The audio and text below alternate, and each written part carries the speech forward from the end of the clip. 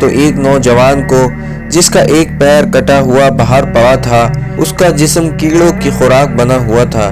جب آپ نے یہ صورتحال معلوم کی تو اس نے بتایا کہ ایک دن میں اسی جگہ مصروف عبادت میں تھا کہ ایک خوبصورت عورت سامنے سے گزری، جس کو دیکھ کر میں فریبی شیطان میں مبتلا ہوا اس کے نزدیک پہنچ گیا۔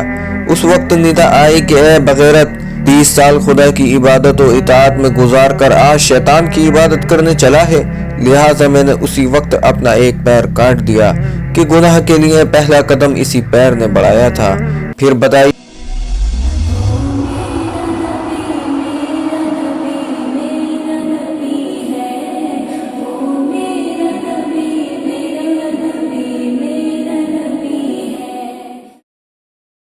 السلام علیکم ورحمۃ اللہ وبرکاتہ۔ معزز ناظرین، آج پھر ہم حاضر خدمت ہیں ایک نئی ویڈیو کے ساتھ، اور آج کی اس ویڈیو میں ہم حضرت ذو النون مصری رحمۃ اللہ علیہ تعالیٰ کے حالات و مناقب کے بارے میں بات کریں گے انشاءاللہ۔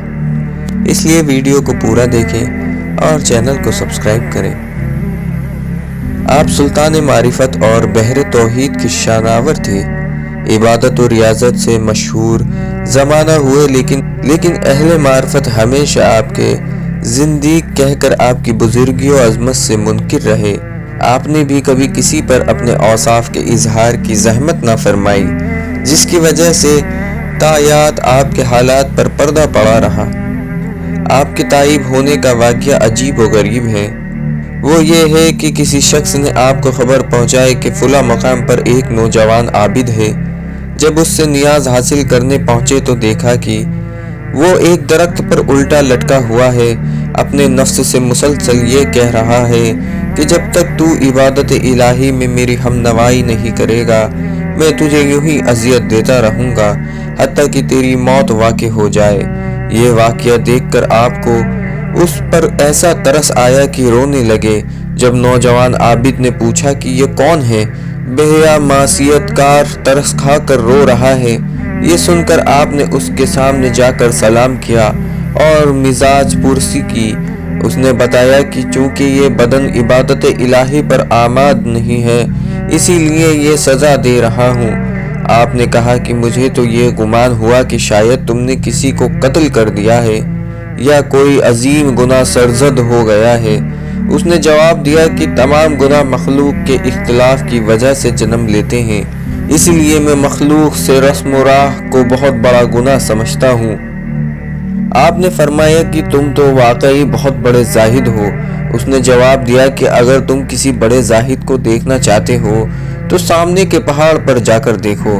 چنانچہ جب آپ وہاں پہنچے تو ایک نوجوان کو جس کا ایک پیر کٹا ہوا باہر پڑا تھا، اس کا جسم کیڑوں کی خوراک بنا ہوا تھا۔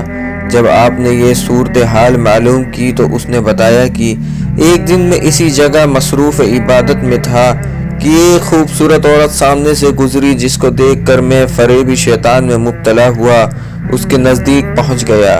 اس وقت ندا آئی کہ اے بغیرت، 30 سال خدا کی عبادت و اطاعت میں گزار کر آج شیطان کی عبادت کرنے چلا ہے۔ لہٰذا میں نے اسی وقت اپنا ایک پیر کاٹ دیا کہ گناہ کے لیے پہلا قدم اسی پیر نے بڑھایا تھا۔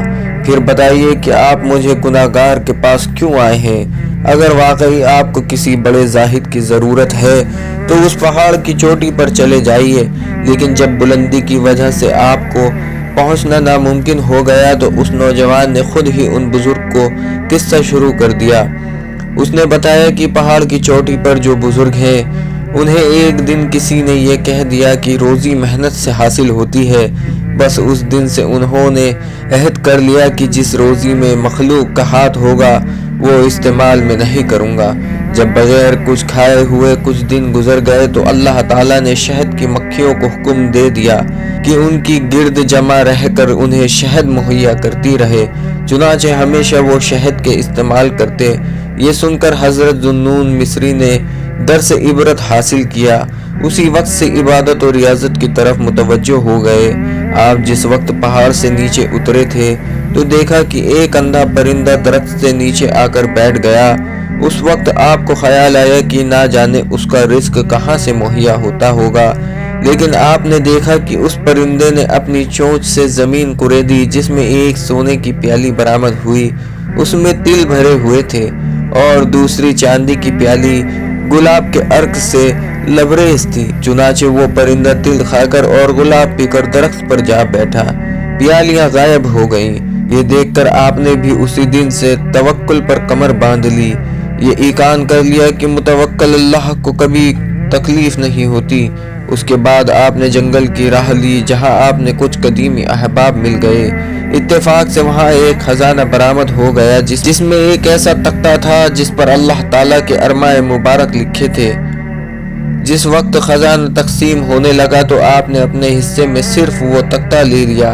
ایک رات خواب میں دیکھا کہ کوئی یہ کہہ رہا ہے، اے ذوالنون، سب نے دولت تقسیم کی اور تو نے ہمارے نام کو پسند کر لیا، جس کی وجہ سے ہم نے تیرے اوپر علم و حکمت کے دروازے کشادہ کر دیے۔ یہ سن کر آپ شہر واپس آ گئے۔ آپ رحمت اللہ علیہ تعالیٰ کی ولادت 180 ہجری 796 ایڈی میں اخمیم ایجپٹ میں ہوئی۔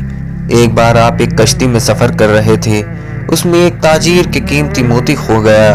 اس نے آپ پر موتی چرانے کا الزام لگایا۔ اس کے کہنے پر لوگوں نے آپ کو پیٹنا شروع کر دیا۔ آپ نے آسمان کی طرف دیکھ کر کہا، اے اللہ، تو جانتا ہے کہ میں چور نہیں ہوں۔ اتنے میں ہزاروں مچھلیاں اپنے منہ میں موتی لے کر پانی کے اوپر آئیں۔ حضرت نے ایک مچھلی کے منہ سے موتی لے کر اس شخص کو دے دیا۔ وہ تمام لوگ بہت شرمندہ ہوئے، آپ سے معافی مانگی۔ تب سے آپ کا لقب ذوالنون ہو گیا۔ آپ نے 10 سال تک کوئی لذیذ کھانا نہیں کھایا۔ ایک بار عید کی رات کو آپ کے نفس نے آپ سے کہا، آپ نے کئی سال سے کوئی لذیذ کھانا نہیں کھایا، کل عید کا دن ہے، کل تو کچھ اچھا کھانا کھا لو۔ آپ نے اس سے کہا، میں آج رات میں 2 رکعت نماز پڑھوں گا جس میں پورا قرآن مجید مکمل کرنا چاہتا ہوں۔ اگر اس میں تم مجھے میرے ساتھ دو تو کل میں کچھ اچھا کھانا کھلا سکتا ہوں۔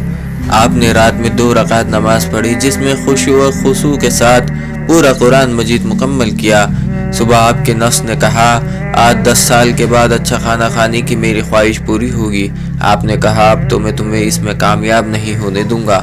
کچھ دیر میں ایک شخص ایک برتن میں کھانا لے کر آیا اور کہنے لگا، حضور، میں بہت غریب ہوں، میرے پریوار نے کبھی اچھا کھانا نہیں کھایا۔ میں نے بہت محنت کر کے آج عید کے دن کے لیے اچھا کھانے کا انتظام کیا ہے۔ رات کو میرے خواب میں حضور صلی اللہ علیہ وسلم کی زیارت ہوئی اور آپ نے فرمایا، اگر تم روز قیامت میں مجھ سے ملنا چاہتے ہو تو اس کھانے کو جا کر ذوالنون مصری کو دے دو اور اس سے کہنا، کچھ لمحوں کے لیے اپنے نفس سے سمجھوتا کر لو اور اس کھانے میں سے کچھ لقمے کھا لو۔ آپ نے آقا صلی اللہ علیہ وسلم کا فرمان سن کر آپ نے اس برتن میں سے فوراً لقمے کھائے اور پھر اسے اس شخص کو واپس دے دیا۔ ایک بار ایک شخص آپ کے پاس آیا اور بتایا، بھاری قرض کی وجہ سے بہت پریشان ہوں۔ آپ کو رحم آیا اور ایک پتھر کو اٹھایا۔ جیسے آپ نے پتھر اٹھایا وہ ہیرا بن گیا۔ آپ نے اس شخص کو دے دیا اور اس سے کہا، اسے بیچ کر اپنا قرض ادا کر دو۔ لوگوں نے آپ پر زندیق ہونے کا الزام لگایا اور بادشاہ نے آپ کو قید کر لیا۔ آپ کو 40 دن تک قید میں رکھا گیا۔ آپ کی بہن آپ کے لیے کھانا لاتی تھی، لیکن جب آپ کو رہا کیا گیا تب 40 روٹیاں ویسی ہی موجود تھی۔ آپ کی بہن نے پوچھا، آپ نے کھانا کیوں نہیں کھایا؟ میں تو حلال کمائی سے آپ کے لیے کھانا لاتی تھی۔ آپ نے فرمایا، یہ سچ ہے، مگر جس دربان کے ساتھ آپ کھانا بھیجتی تھی وہ ظالم تھا۔ پھر بادشاہ آپ سے کچھ مشکل سوال پوچھے، آپ نے اس کے قابل تعریف جواب دیے۔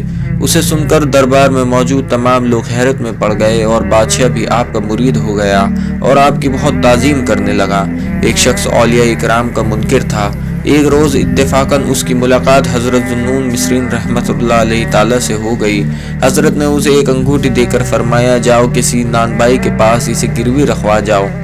وہ شخص انگوٹھی لے کر نان بائی کے پاس گیا اور اسے انگوٹھی گروی رکھنے کو کہا۔ اس نان بائی نے انگوٹھی دیکھی اور کہا کہ اسے 1 درہم سے زیادہ میں نہ رکھوں گا۔ وہ شخص انگوٹھی واپس لے کر آیا اور حضرت کو یہ بات بتائی۔ آپ نے فرمایا، اچھا اب اسے صرف کے پاس لے جاؤ اور اس سے دریافت کرو کہ وہ اسے کتنے میں گروی رکھے گا۔ وہ اس انگوٹھی کو لے کر ایک صرف کے پاس گیا۔ صرف نے انگوٹھی دیکھ کر کہا کہ میں اسے 1000 درہم میں گروی رکھوں گا۔ اس شخص نے آ کر آپ کو بتایا۔ آپ نے فرمایا کہ بس مجھے یہی سمجھانا تھا کہ تمہارا علم اتنا ہے جتنا نان بائی کا اس انگوٹھی کے متعلق تھا۔ تم اگر عارف ہوتے تو اولیاء کرام کا انکار نہیں کرتے۔ وہ فوراً اپنی غلطی پر شرمندہ ہوا اور توبہ کی۔ آپ کے شاگردوں میں حضرت سہل التستری رحمۃ اللہ علیہ تعالی مشہور ہیں۔ آپ بیماری کے سبب بے ہوش تھے۔ وصال کے پہلے آپ نے آنکھیں کھولی تو یوسف بن حسین نے کچھ نصیحت کے لیے کہا۔ آپ نے فرمایا مجھے گفتگو میں مصروف مت کرو، میں رب تعالیٰ کی رحمتوں کی بارش دیکھ کر حیرت میں ہوں۔ جب لوگ آپ کا جنازہ لے کر جا رہے تھے تب دیکھا کہ پرندوں کا ایک بہت بڑا جھنڈ جنازے کے اوپر آسمان میں آ گیا اور جنازے کے ساتھ ساتھ اڑتا ہوا سایہ کرتا ہوا چل رہا ہے۔ راستے میں مسجد کے پاس سے جنازہ گزرا تو مؤذن نے جب کہا اشہد اللہ الہ الا اللہ تو آپ نے اپنی شہادت کی انگلی کو اٹھایا۔ لوگوں نے جانچ کرنے کے لیے جنازہ رکھ کر دیکھا کہ شاید آپ ابھی زندہ ہو، مگر جب دیکھا تو آپ کے جسم میں کوئی حرکت نہیں تھی۔ جب آپ کی انگلی کو سیدھی کرنے کی کوشش کی گئی تو وہ نہیں ہوئی اور قبر میں اترتے وقت بھی آپ شہادت دیتے رہے۔ آپ کا وصال 10 صفر 245 ہجری 859 AD کو ہوا۔ آپ کا مزار قصارہ قائرو ایجپٹ میں ہے۔ اللہ تعالیٰ اس کے حبیب صلی اللہ علیہ وسلم کے صدقے میں اور حضرت ذوالنون مصری رحمۃ اللہ علیہ تعالیٰ اور تمام اولیاء اکرام کے وسیلے سے سب کو مکمل عشق رسول عطا فرمائے اور سب کے ایمان کی حفاظت عطا فرمائے اور سب کو نیک عمل کرنے کی توفیق عطا فرمائے اور سب کو دنیا و آخرت میں کامیابی عطا فرمائے اور سب کی نیک جائز مرادوں کو پوری عطا فرمائے۔ آمین آمین یا رب العالمین۔